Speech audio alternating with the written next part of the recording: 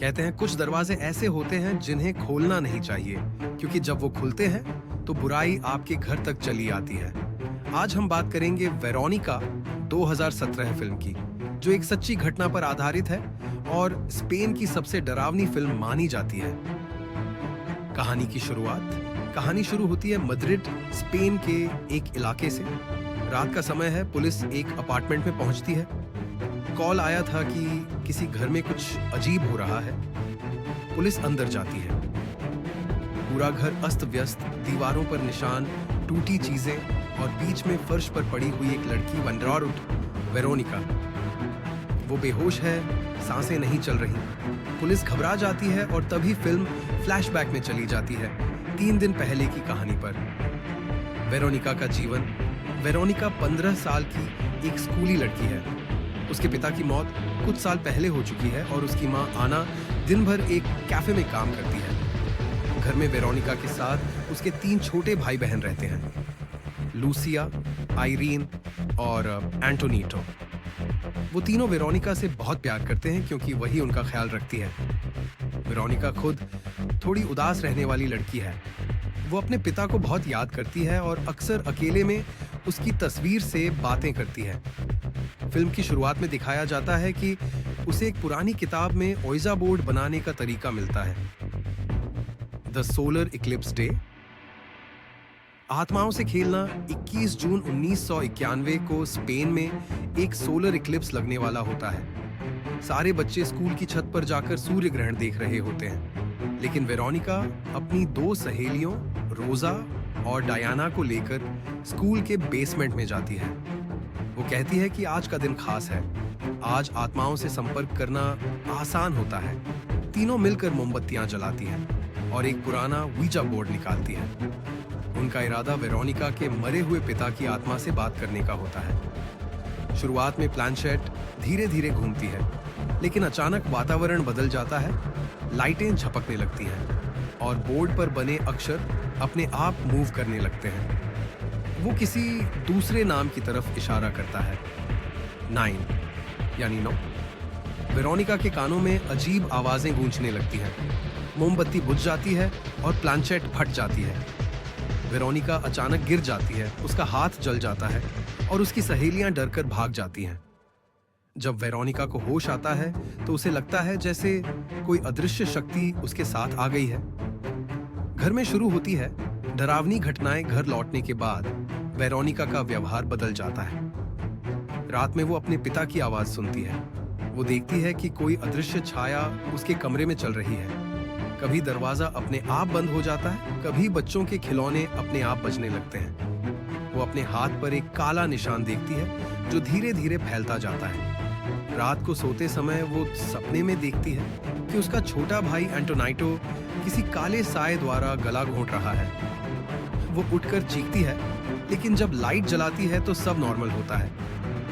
धीरे धीरे वो डरने लगती है कि कहीं वो खुद ही तो सब कुछ इमेजिन तो नहीं कर रही। लेकिन बच्चों को भी घर में कोई आंटी दिखती है जो उन्हें देखती रहती है। सिस्टर डेथ से मुलाकात।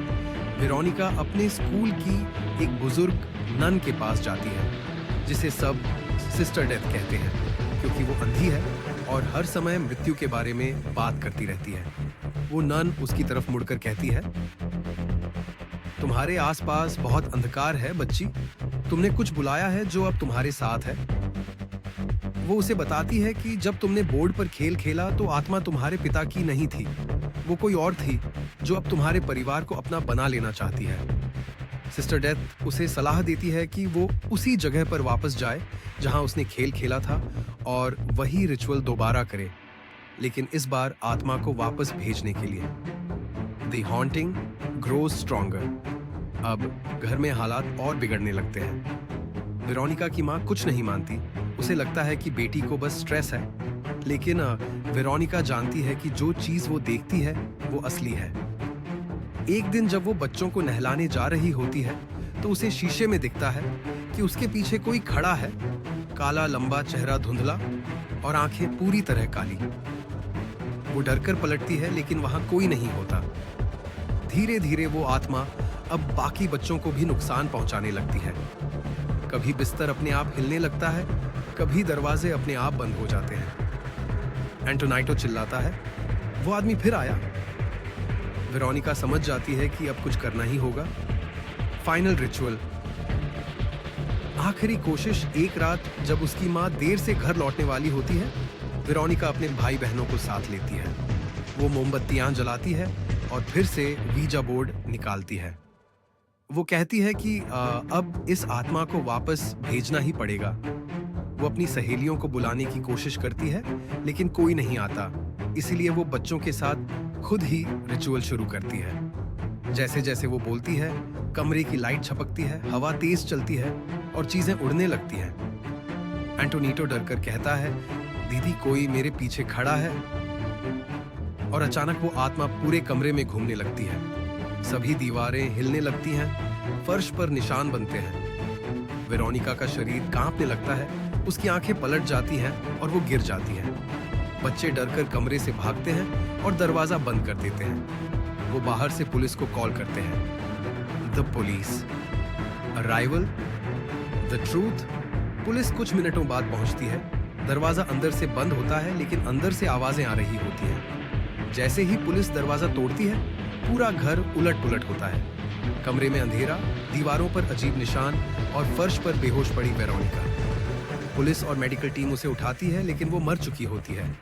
उसके शरीर पर अजीब जलने के निशान होते हैं जो किसी इंसान से नहीं हुए लगते। द रियल वालेकास केस फिल्म यहीं खत्म होती है, लेकिन इसके बाद एक लाइन आती है, This story is based on true events recorded by the Madrid police in 1991. असल में ये कहानी एस्टेफानिया गुतियरेज लाज़ारो नाम की एक लड़की पर आधारित है, जो 1991 में मद्रिड में रहती थी। उसने अपने पिता की मौत के बाद स्कूल में वीजा बोर्ड से आत्मा बुलाने की कोशिश की थी। उसके बाद उसके घर में अजीब घटनाएं शुरू हुईं और कुछ दिनों बाद उसकी रहस्यमयी मौत हो गई।